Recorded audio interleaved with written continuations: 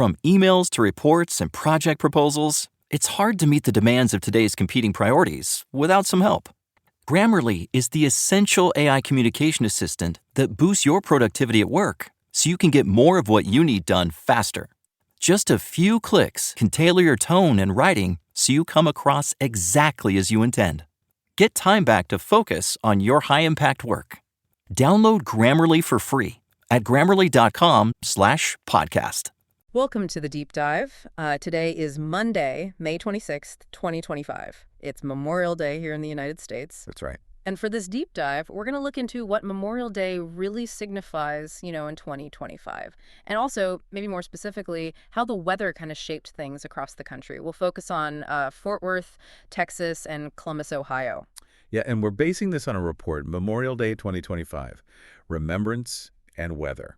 It really highlights this duality, doesn't it? It really does. You have this very solemn day dedicated to remembering fallen service members. Right. But it's also become, the unofficial kickoff to summer. Outdoor stuff, travel, the whole package. That's kind of the tension we want to unpack today. Exactly.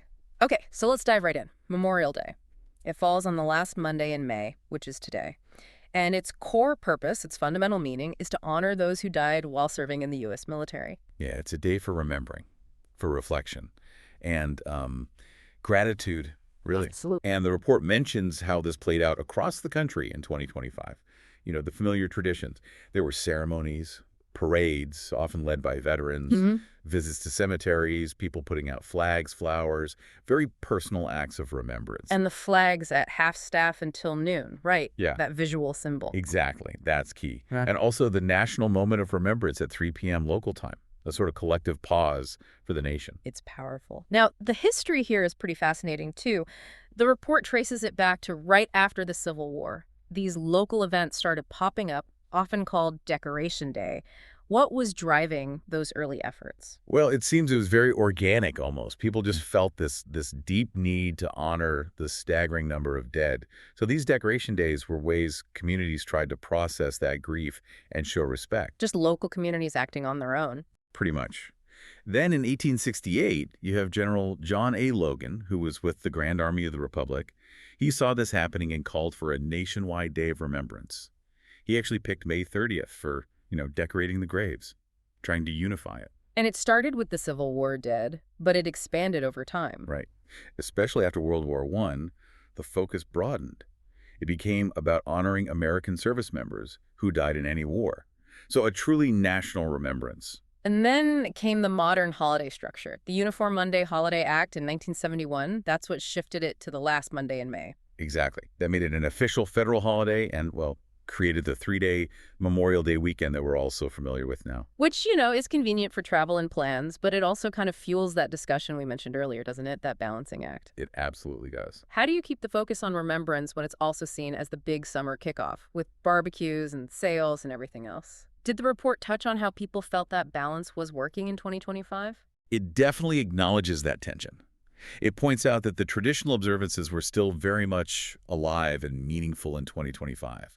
The quiet cemetery visits, the community parades, the formal ceremonies at national cemeteries with speeches and wreaths and music.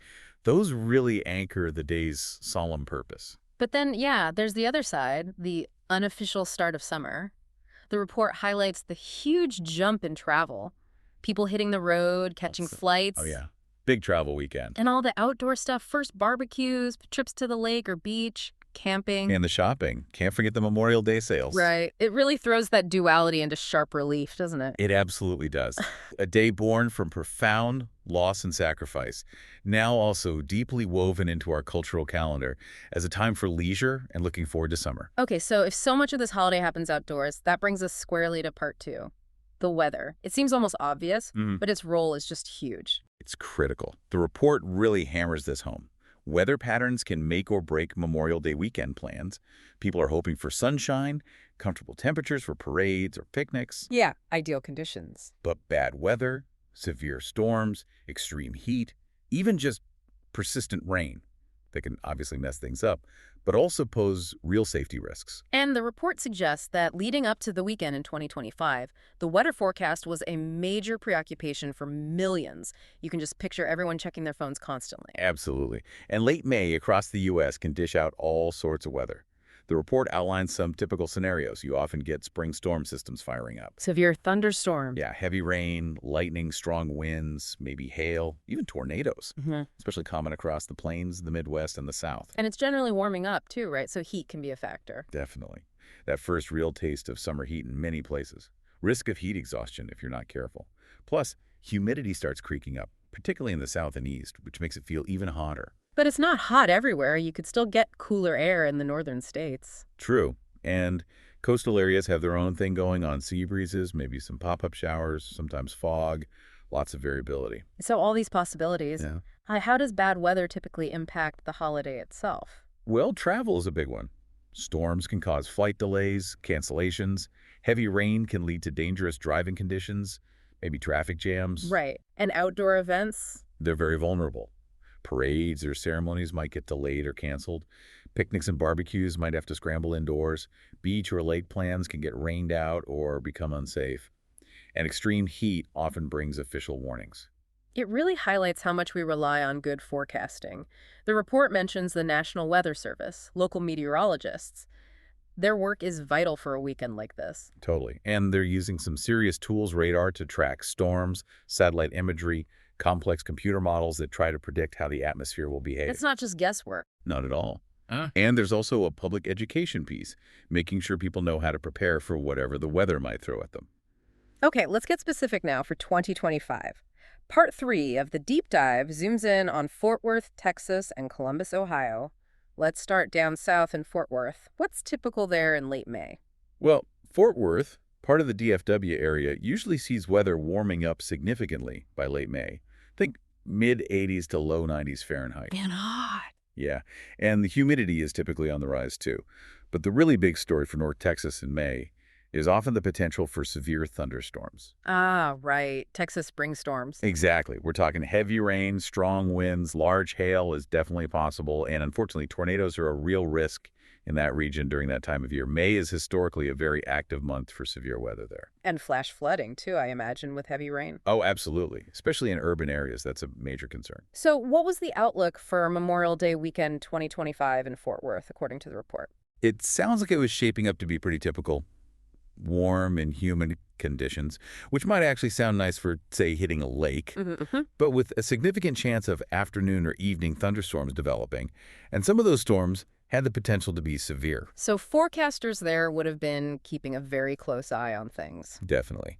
Watching storm systems moving across the southern plains, issuing updates, warning people to stay weather aware, especially if they had outdoor plans.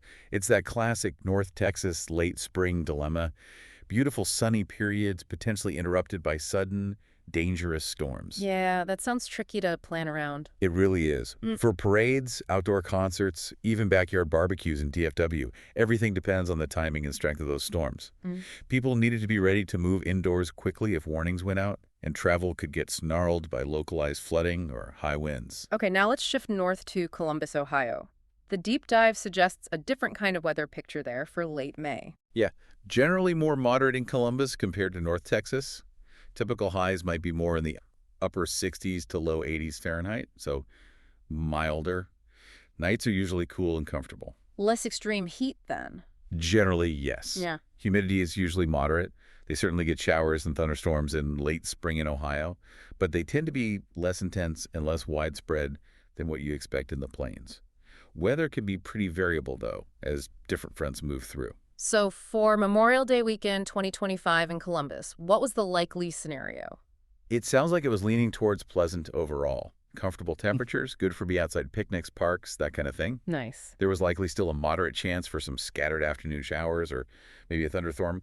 But the report suggests widespread severe weather wasn't the main concern, unlike in Fort Worth. So a lower threat level. Forecasters probably advise people just to keep an eye on the radar for any localized rain. Exactly. Less chance of major weather disruptions to events or travel compared to DFW. Still, having a plan B for rain wouldn't have been a bad idea for outdoor gatherings, parks, trails, maybe outdoor dining. Those were likely popular, assuming the showers held off. So wrapping this up, it's clear Memorial Day 2025 was, as always, this blend of solemn national remembrance and the kind of excitement that comes with the start of summer. Definitely. A really significant day on multiple levels. And it's just fascinating how the weather, with those pretty different conditions in Fort Worth versus Columbus, really illustrates how varied the experience of this holiday can be depending on where you are in the country. It really does.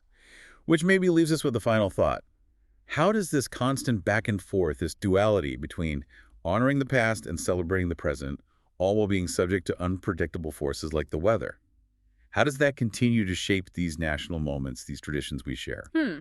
That's something to chew on. A great point to end on.